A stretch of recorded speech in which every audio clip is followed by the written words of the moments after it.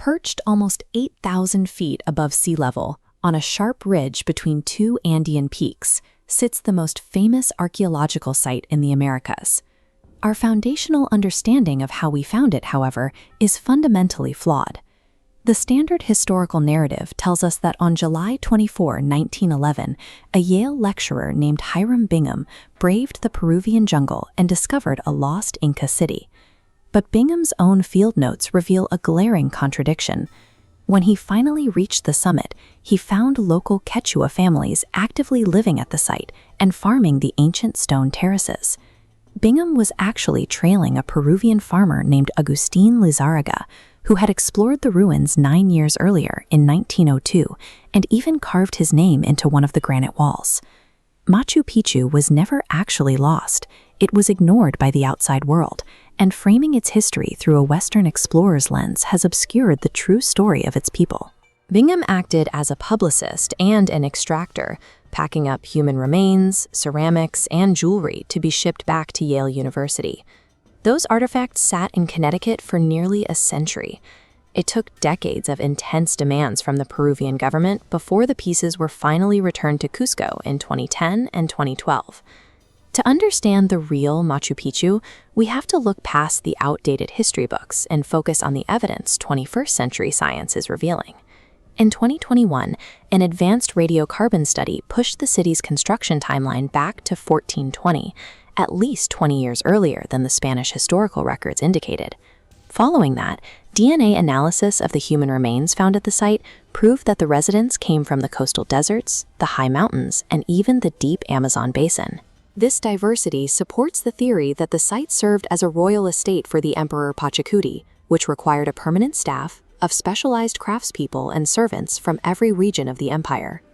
The genetic evidence identifies the city as a vibrant, cosmopolitan center of imperial power and luxury, rather than a remote, isolated outpost.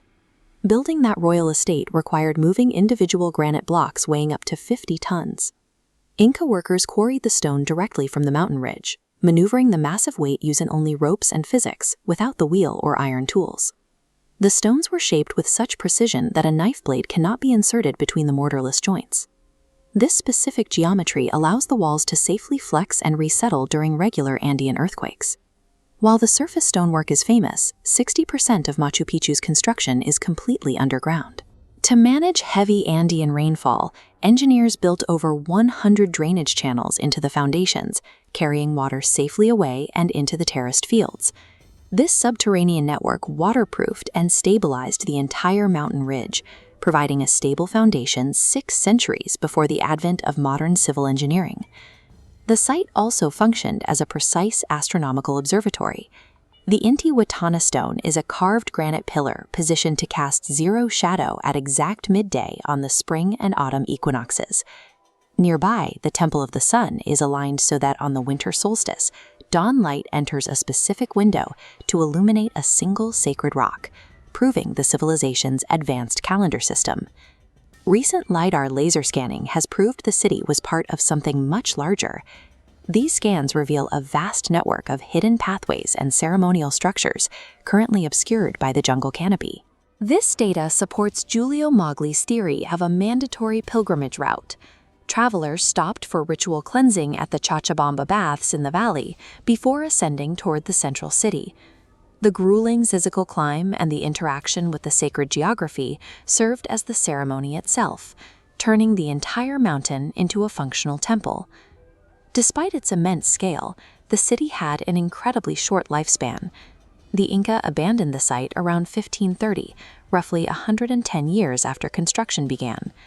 The archaeological record contains no evidence of violence, fire, or panic. There is no trace of a military defeat or a foreign conquest.